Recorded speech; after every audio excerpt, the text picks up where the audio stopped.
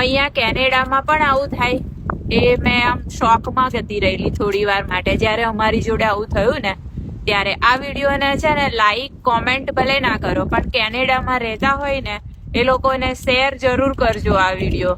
અમારે છે ને ગાડી આવી રીતે સ્ટ્રીટ પાર્કિંગ છે અહીંયા, પોતાનું પ્રાઇવેટ પાર્કિંગ નથી. અમુક જણને હોય છે બટ અમારા ઘરે નથી.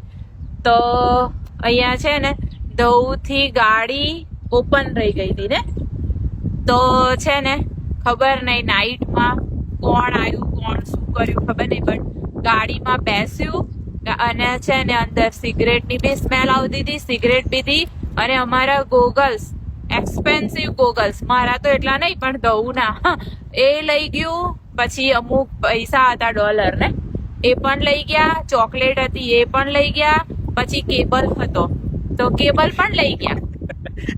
બોલો, સારું છે કે ગાડીમાં કશું નુકસાન ના કર્યું, નહીં દઉં? નહીં તો બહુ અઘરું પડી જાય, કેમ કે ગાડી એ તો આપણા ઘરનું એક મેમ્બર છે અને આવું થાય તો કેટલું. મેં તો શોકમાં હતી કે આવું કઈ રીતે થયું એમ. આવું છે કેનેડામાં પાછું આવું એમ. એટલે આ વિડીયોને જેટલો બને એટલો શેર કરજો.